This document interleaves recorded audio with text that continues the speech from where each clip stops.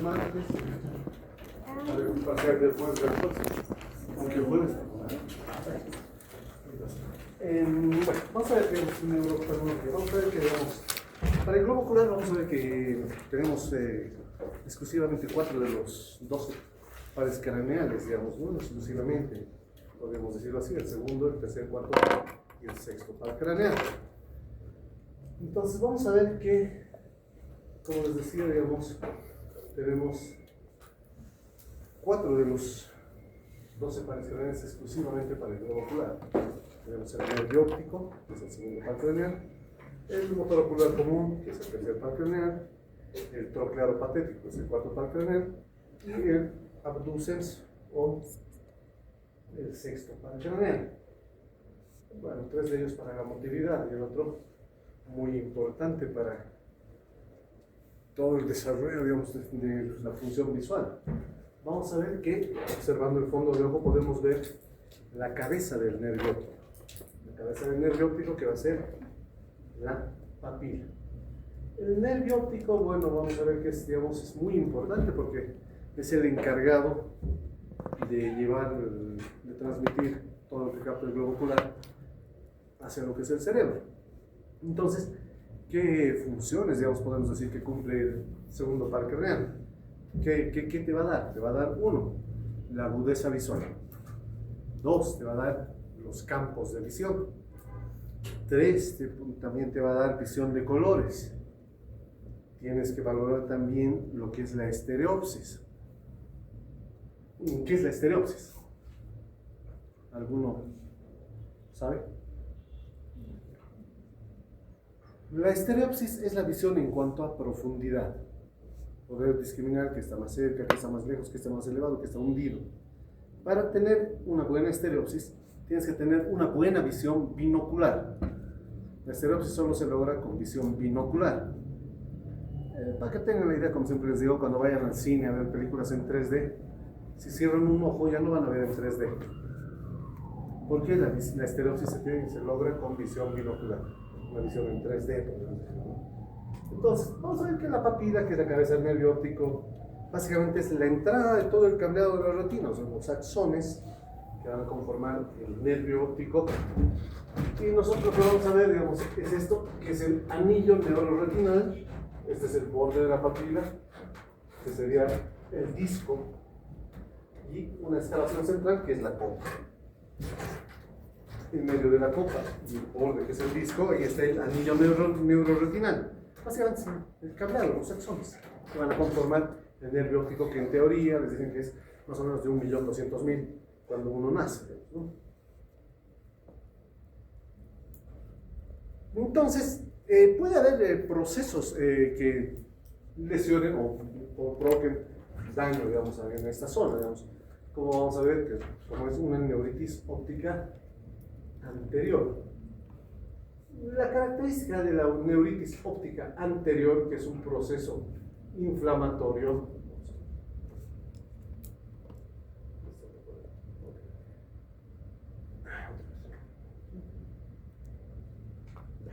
la característica de una neuritis óptica anterior, al ser un proceso inflamatorio cerca del nervio óptico, va a haber un borramiento de los bordes del disco.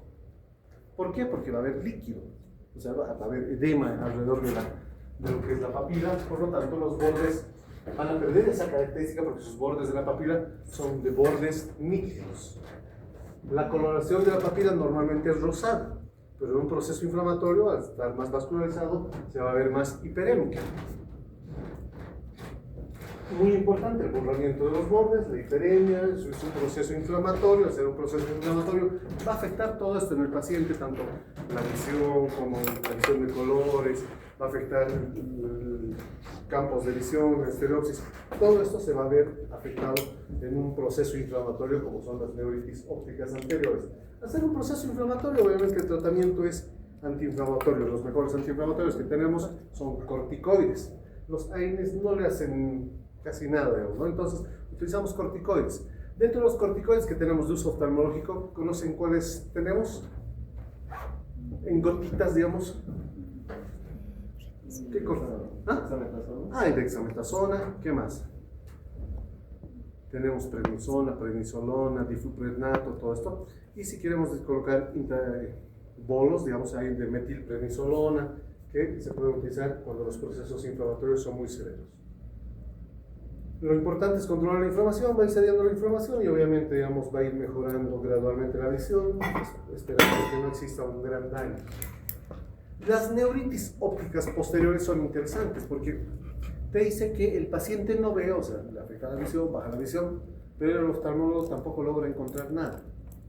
Al ser posterior, digamos, la lesión, inicialmente cuando el paciente viene porque le provoca una gran disminución de la agudeza visual, el paciente no llega bien, no hay, pero probablemente tal vez lo único que encuentren en segmento anterior va a ser una pupila de Marcus Gant, que ya la vamos a entender un poquito más adelante, que es un defecto pupilar aferente.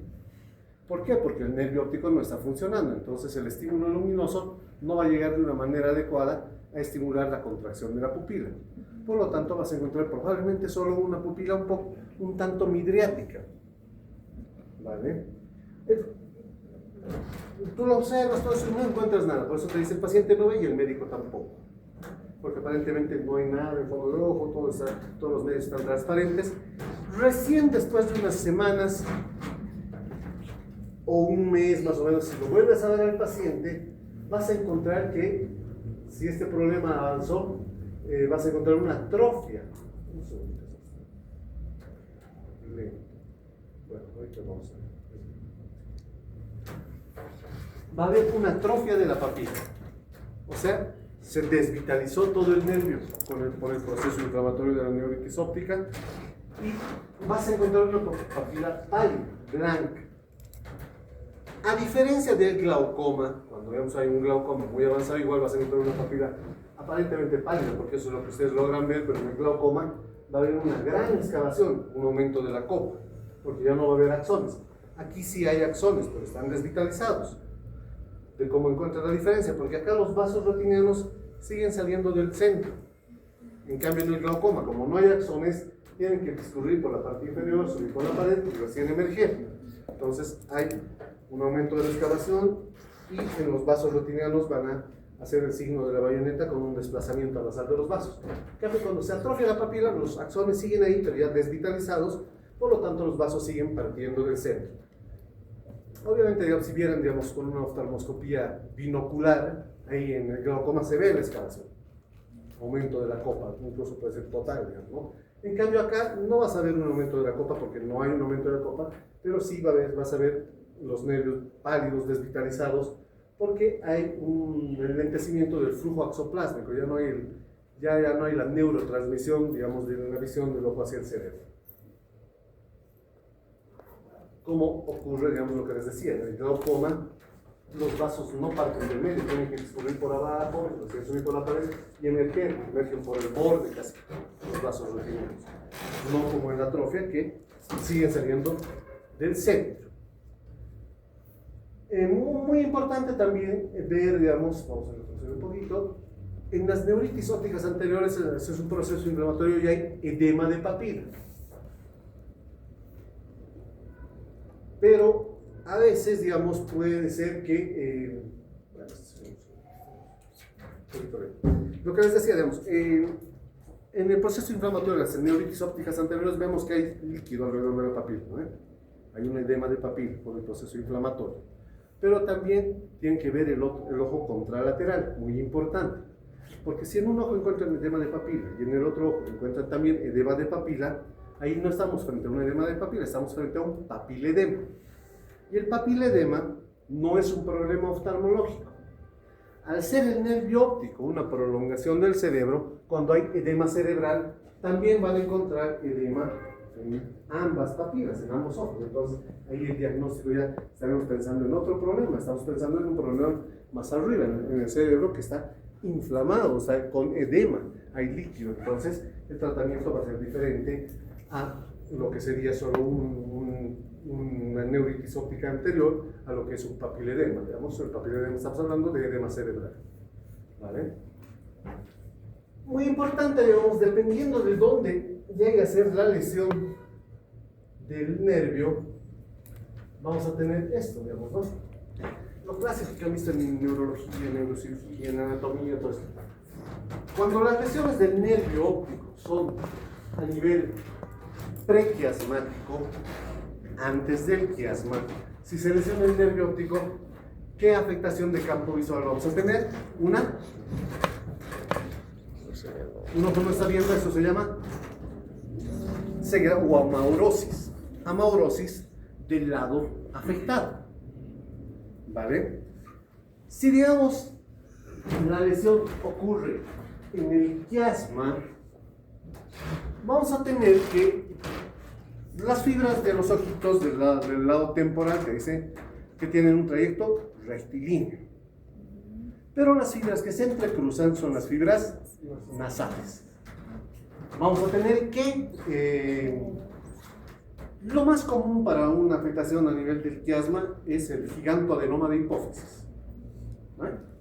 Entre los tumores más frecuentes, digamos, que se ven en neurocirugía, digamos, el gigantoadenoma de hipófisis, que se encuentra en la silla turca, por debajo del quiasma, que antes, digamos, nosotros solicitábamos una placa lateral de cráneo para ver, digamos, te decía que había una destrucción de las apófisis clinoides en el esfenoides, y eso era por un aumento del tamaño de este tumor.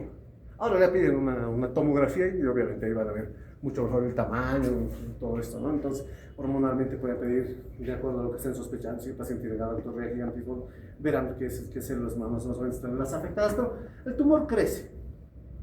Y cuando crece, lo primero que va a afectar, va a comprimir, va a ser las fibras que se entrecruzan y las que están abajo, porque el tumor está abajo y aquí está el quiasma, digamos. Entonces va a empezar a apretar al quiasma.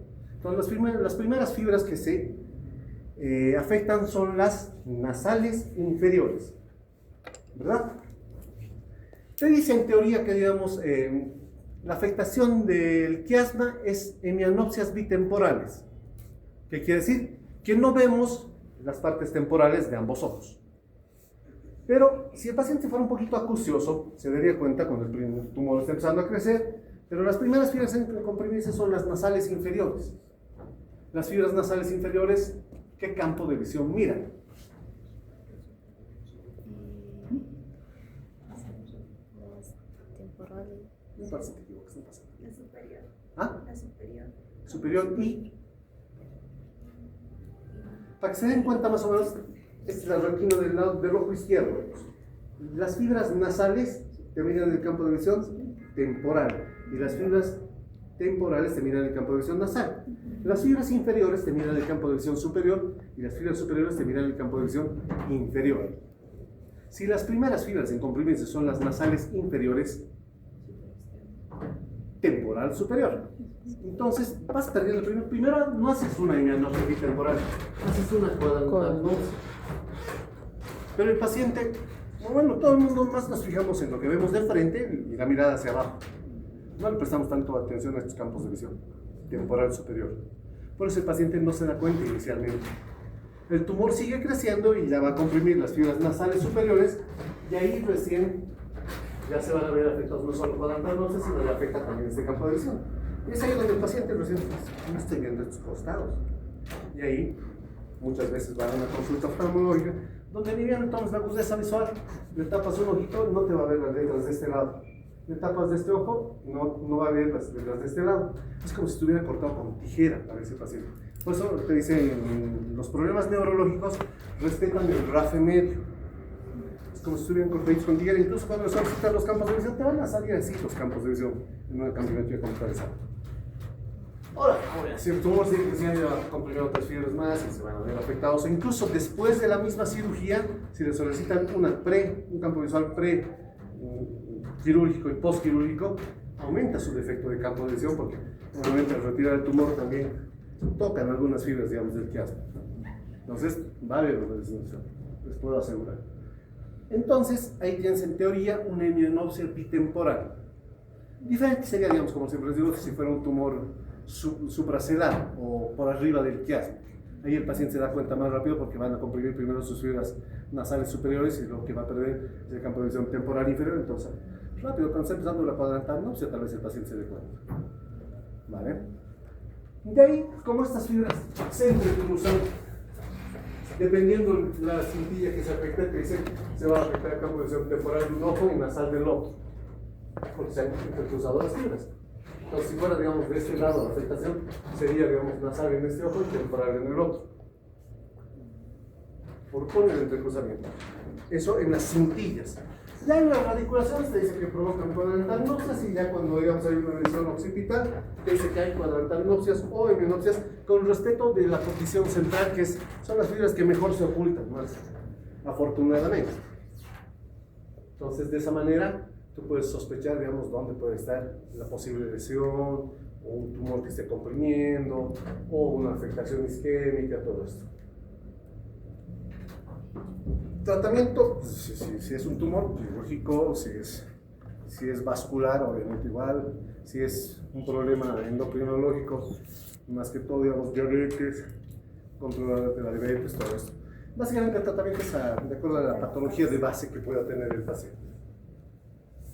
Los movimientos oculares, como lo hemos dicho, están dados por 3 pares craneales, el tercer, cuarto y sexto par craneal, y un poquito para entender, digamos, entender que son las ducciones, las versiones, las vergencias. Las ducciones son movimientos monoculares del ojo, digamos, hacia arriba, hacia abajo, afuera, adentro, abducción, abducción, subducción, introducción, todo eso. Sí, hay torsiones, digamos, del globo ocular. En cambio, hay cicloabducción, ciclotorsión, pero son movimientos monoculares. Las versiones son movimientos de ambos ojos en el mismo sentido. O sea, la motilidad ocular, valorar la motilidad ocular. Entonces, digamos, si le das mirar al paciente hacia la izquierda, actuarán los músculos yunta, que son los que jalan para que los dos ojitos vayan en la misma dirección. Se conoce por qué músculos yunta, porque la yunta es como un instrumento que se le coloca a los bueyes para que vayan arando y los dos vayan juntos en una misma dirección, ¿no? Pues, si no, se irían por cualquier lado. Entonces están jalando el arado y les colocan en el cuello una yunta para que los dos vayan juntitos. Entonces los músculos yunta son por eso, para que ambos ojos vayan en la misma dirección, en el mismo sentido, con la misma fuerza. Fíjense que tenemos la posición primaria de la mirada, que es la mirada de frente, que cuando no hay desviaciones, en una ortofobia u ortotropia, digamos, ¿no? Entonces de ahí te tienes que hacer mirar al paciente en las diferentes posiciones de la mirada, tienes que hacer mirar a la izquierda, por decirlo. Entonces, para que mire a la izquierda, que es la levoversión, tiene que encontrarse el recto externo del ojo izquierdo y el recto medial del ojo derecho. Para mirar a la derecha, la dextroversión, tiene que encontrarse el recto externo del ojo derecho y el recto medial del ojo izquierdo, ¿no? Entonces, en la levoversión y en la dextroversión solo trabajan los músculos horizontales. En las posiciones oblicuas, para que sea mucho más sencillo de que entiendan, digamos, si quieres mirar arriba a la izquierda, que sería la supralevoversión o levosupraversión, en la pregunta ya tienes la respuesta del músculo recto que se contrae. Arriba a la izquierda, el recto superior izquierdo. Y el del otro ojito es el oblicuo contralateral, como que cruzado. Entonces, arriba a la izquierda, el recto superior izquierdo y oblicuo inferior derecho. Para mirar abajo a la derecha, por ejemplo, el recto inferior derecho, oblicuo superior izquierdo. Y así, en todos los oblicuos. Para mirar arriba, ambos rectos superiores, ambos oblicuos inferiores. Para mirar abajo, ambos rectos inferiores, ambos oblicuos superiores. Ahí no solo estás valorando, digamos, los movimientos, digamos, ¿no? Como vamos a ver, ahí ya estás valorando también el tercer, cuarto y sexto par craneal. Pero bueno, hay que ser tal vez a veces más específicos, ¿no? En la exploración lo puedes decir, digamos, abajo a la izquierda, el recto inferior izquierdo, oblicuo superior derecho. Abajo a la derecha, el recto inferior derecho, oblicuo superior izquierdo. Está como que un resumen, ¿no? Es fácil. Las vergencias son movimientos en sentido contrario de ambos ojitos. La que más utilizamos es la convergencia. Cuando tienes que ver un objeto de cerca, tiene que haber una convergencia de los ojitos para poder ver. Raro es la divergencia, de hecho. Convergencia, divergencia.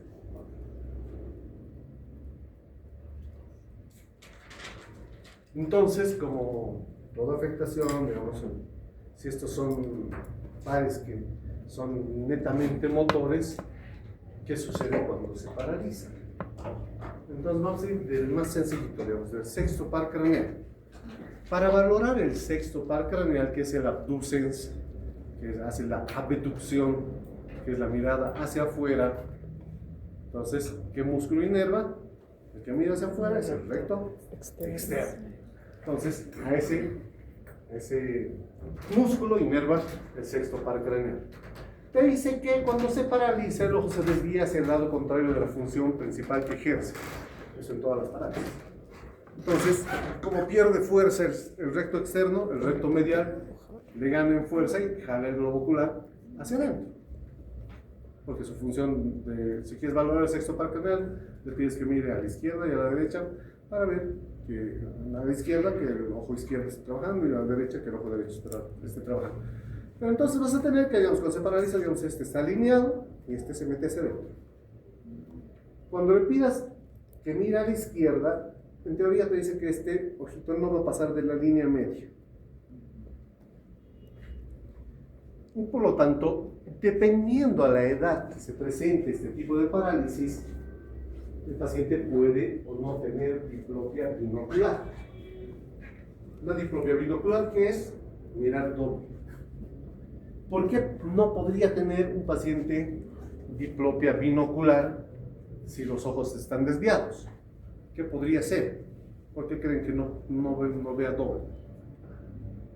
Dependiendo la edad a la que se presenta.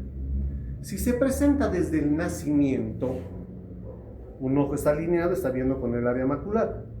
El cerebro está captando una buena imagen. Pero el otro ojo está desviado. Y al estar desviado, ese ojo está captando con un área que no es el área macular. Y en el área macular vamos a encontrar una mayor cantidad de unos fotorreceptores que son encargados de la visión fina, de colores, detalles, que son los conos. Pero mientras más lejos de la mácula esté, ahí ya no van a trabajar los conos, sino vas a estar viendo con bastones. Y los bastones, para que tengan una idea, más o menos se apagan todas las luces, la pupila se va a dilatar para poder ver con retina periférica, y con suerte van a lograr ver, digamos, que tal vez aquí hay un objeto, pero no van a lograr distinguir bien la forma, no saben los colores, nada. Hay algo. Más o menos como viendo en tonalidad de grises, como viendo en penumbra, si ves en penumbra, más o menos así es lo que ven los bastones. Entonces no te van a dar una buena visión. Y el cerebro en fases iniciales de formación tiene que unir la imagen de un ojo con la imagen del otro ojo. Si tiene una buena imagen, tiene una mala imagen, el cerebro tiene que fusionar la imagen porque solo vemos una imagen. En vez de fusión de imagen, hay confusión de imagen y el cerebro se va a encargar de anular la visión del ojo flojo. Lo va a volver un ojo flojo, que es conocido como ambliopía. Va a ser un ambliope por estrabismo. Entonces no va a haber doble, porque ese ojo ya no está trabajando.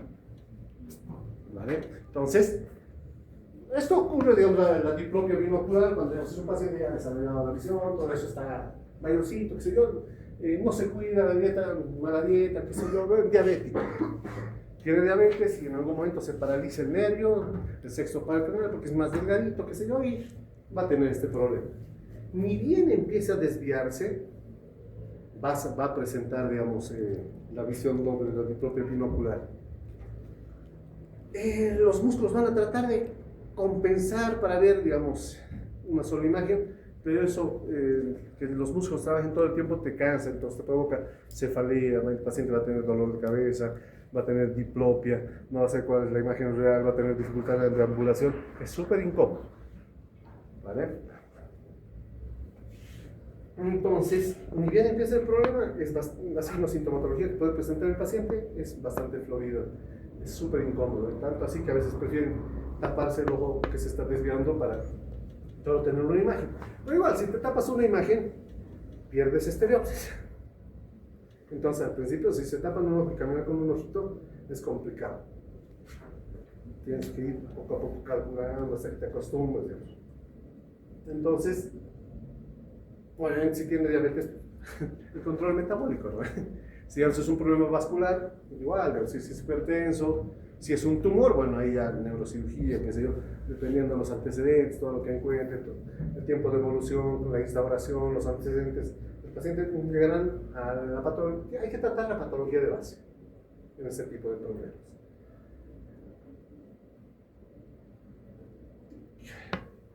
El cuarto par craneal, el troclear o patético. ¿Cómo valoramos el cuarto par craneal? ¿Qué le pedimos al paciente? Que mire la punta de su nariz. El cuarto par craneal, su función principal es mirar abajo y adentro. Entonces, en teoría, que mire la punta de su nariz, o también, si quieres ser más específico, que mire el hombro contralateral del ojo que estás valorando. De la misma manera, cuando se paraliza, si su función principal era mirar abajo y adentro, el ojo se va a desviar hacia arriba y afuera, ¿no? Haciendo lo que es la mirada patética. Por eso el cuarto par craneal, troclear o patético. Troclear porque tiene su tróqueo, ¿no? El músculo donde tiene su poder de sujeción anatómicamente, ¿no? Pero patético era por eso, digamos, ¿no? Entonces,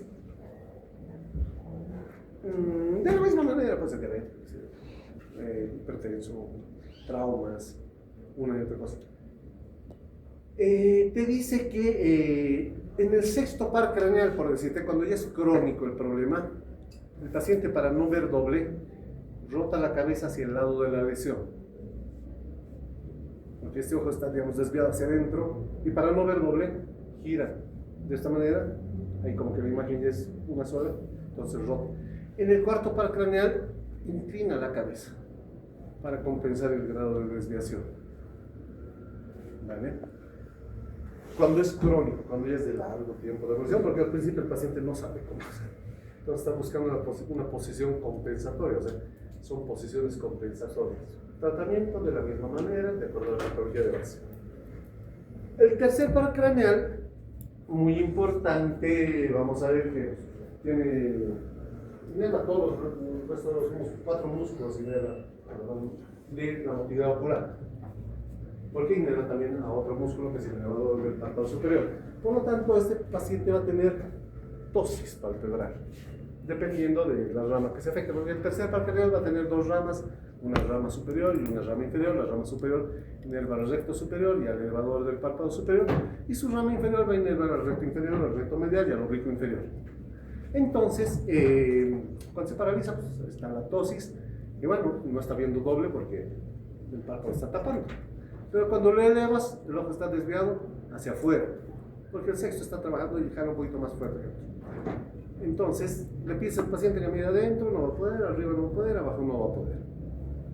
Entonces, bueno, llegas a tu diagnóstico parálisis del tercer par craneal. Pero en el tercer par craneal también, como vamos a ver, es muy importante observar la pupila. ¿Por qué? Porque el brazo eferente de la vía parasimpática de la pupila acompaña al tercer par craneal. El núcleo de Edinger-Westphal es un núcleo accesorio del tercer par craneal. Y ese es el final del brazo aferente y el inicio del brazo eferente de la vía parasimpática de la pupila. Por eso también es importante, como les digo siempre, mirar la pupila. ¿Por qué? Si bien, digamos, el brazo eferente viaja por fuera del tercer par craneal y tiene su propia vascularización, el tercer par craneal tiene su irrigación por dentro, que se conoce como vasa vasorum. Entonces, cuando es una afectación por mala circulación, diabético, hipertenso, solo va a afectar a uno. Puede que afecte solo la pupila o puede que afecte al tercer par craneal, dependiendo de la irrigación de quien está afectado. Pero si es un problema compresivo, un tumor va a apretar a los dos, entonces también la pupila se va a ver afectada. Cuando la pupila se ve afectada, hay sospecharás de un problema tumoral o algo que está comprimiendo el nervio. Si no hay afectación pupilar, entonces sospecharás un problema metabólico o es hipertenso, qué sé yo. Entonces, clínicamente también puedes ir dándote cuenta qué es lo que está pasando en el paciente. ¿Vale? Entonces, inerva el tercer par craneal a estos. Como les dije hace un momentito, importante la pupila también, ¿no? Ver cómo se encuentra, si está miótica, midriática. Normalmente la pupila está regulada por un dilatador y un constrictor, digamos, del esfínter de la pupila para poder abrirse y cerrarse. El tamaño varía con la edad, te dice que en un recién nacido es más miótico, ya cuando son jóvenes adultos un poquito más midriático, y ya cuando son viejitos también otra vez se contrae, se vuelve más miótica la pupila.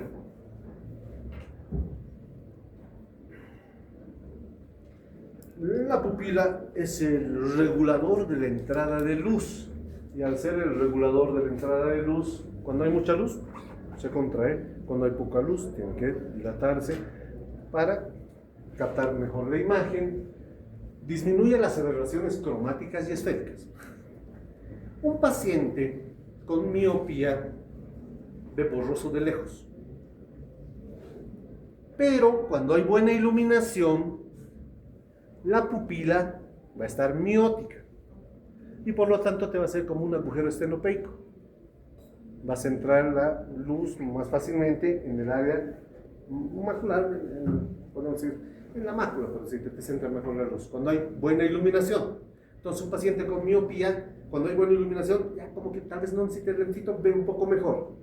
El problema es ese paciente que tiene que utilizar lentes, pero no utiliza su lente, y ya esta tardecita tipo 5 o 6 de la tarde, cuando ya tiene que irse a su casa, ahí ya como que el sol se está ocultando, ya un poco más de penumbra y todo eso, y ahí tu pupila se tiene que abrir, y ahí ya no te hace ese efecto estenopeico, entonces como que te baja la visión en ese horario. ¿Vale? Entonces, disminuye las aberraciones cromáticas y esféricas de eso. Si está miótica, vas a ver mejor que cuando esté midriática, por la luz. Y la profundidad de campo de visión también te regula también la profundidad de campo de visión. Entonces la pupila va a estar inervado por dos vías, la vía simpática de la pupila y la vía parasimpática de la pupila. La vía parasimpática de la pupila va a iniciar con el estímulo luminoso captado por la retina, que va a viajar a través del nervio óptico, va a sufrir una primera decusación a nivel del quiasma, va a seguir su trayecto llegando hasta el cuerpo geniculado lateral, y antes de llegar al cuerpo geniculado lateral va a emitir unas fibras que se van a un núcleo, que es el núcleo pretectal, donde tienen una segunda decusación las fibras, y de ahí este núcleo pretectal va a emitir unas fibras hacia el núcleo de Edinger-Westphal, donde tiene una tercera decusación, y este brazo aferente va a terminar a nivel del núcleo de Edinger-Westphal, y es ahí donde este núcleo de Edinger-Westphal, que es un núcleo accesorio del tercer par craneal, va a iniciar emitiendo sus fibras que van a acompañar al tercer par craneal para llegar a estimular a la pupila para la contracción. Le iluminamos, la pupila se contrae. Eso es conocido como el reflejo fotomotor. Y también te iluminamos y el otro ojo también se contrae. ¿Por qué? Porque tiene tres decusaciones. Entonces, esas decusaciones están permitiendo que el otro ojo también reciba el mismo estímulo y también se contrae. Entonces, ahí tienes el reflejo fotomotor y consensual. La vía simpática de la pupila va a iniciar en el hipotálamo posterior. Va a viajar, va a tener una primera neurona, conocida también como neurona central, y va a viajar hacia un centro de integración que es el centro cilioespinal de Busch, que se encuentra entre C6, C7, T1, T2. Ese es su primer núcleo de integración, y de ahí emite unas fibras que se conocen como segunda neurona o preganglionar, porque es antes del ganglio cervical superior. Esta segunda neurona va a tener relaciones importantes con el vértice del pulmón, pasa por encima del vértice del pulmón y pasa por debajo de la subclavia. Por lo tanto, tumores como el tumor de páncreas pueden afectar esta vía, o cuando haces cateterismo de la subclavia puedes lesionar esta vía. Y llega hasta el ganglio cervical superior. En el ganglio cervical superior va a tener una tercera neurona que se divide en dos, una que va a ser el otro que va a inervar cuatro cosas: la sudoración facial, pero esta de la sudoración facial tiene su rama propia, y va a inervar la glándula lagrimal, va a inervar la pupila y va a inervar al músculo accesorio del elevador del párpado superior, que es el músculo de Müller. En teoría te dice que cuando se afecta esta vía te da un síndrome de Claude-Bernard-Horton, ¿no ves? Que va acompañado de anhidrosis facial, va acompañado de leve ptosis, va acompañado de afectación pupilar e hipolacrimia. Pero si es la tercera neurona a la que se afecte, no va a haber anhidrosis facial, ¿vale? Por esta distribución. Entonces tenemos la vía simpática y la vía parasimpática. La vía parasimpática, miosis; la vía parasimpática, midriasis.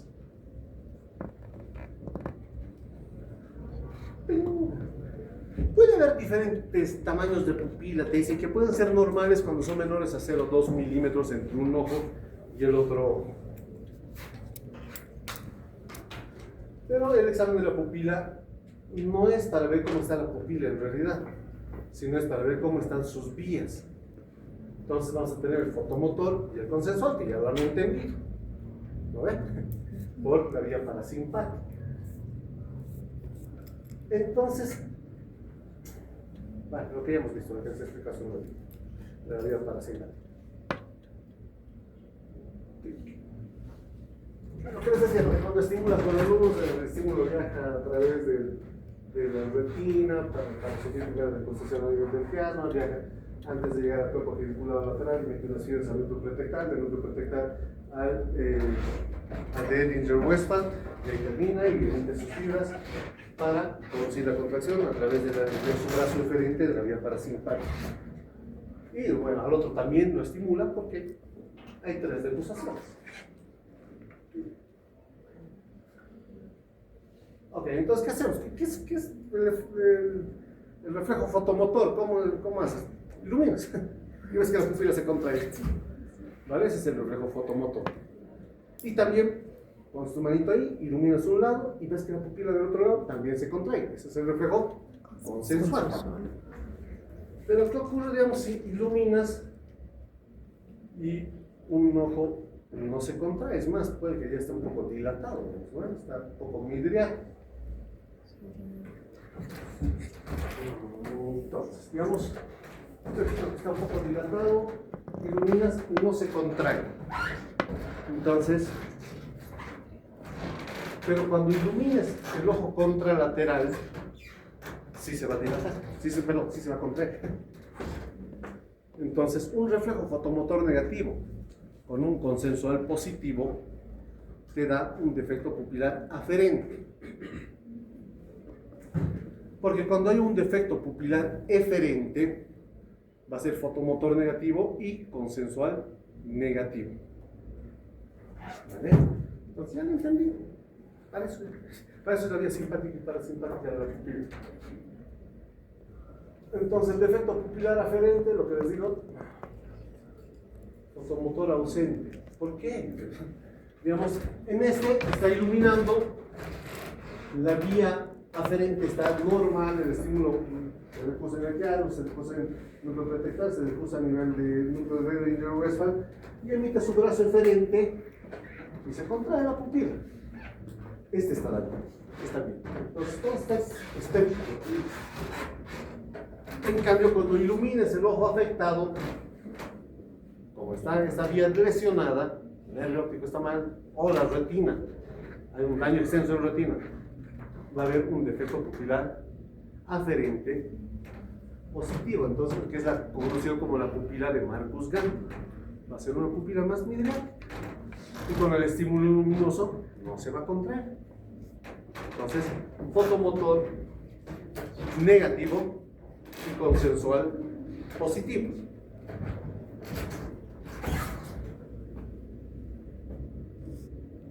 En cambio, los defectos pupilares eferentes, ya les dije, fotomotor negativo y consensual negativo. ¿Por qué? Porque el brazo eferente, donde tenía que llegar el estímulo para la contracción de la pupila, se ve lesionado o afectado.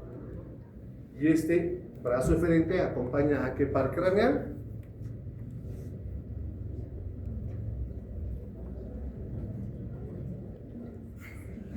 Al tercer par craneal. Y el brazo aferente acompaña al segundo par craneal. Entonces, ahí van a tener posibles respuestas del posible problema cuando ya hagan fotomotor y consensual. Ya van a saber para qué están haciendo. Eso sería todo. Ok, gracias. Gracias. El día jueves haremos retina, todito retina, ya para que el martes descansen para prepararse para su parcial del jueves. ¿Listo? Está bien. Ok.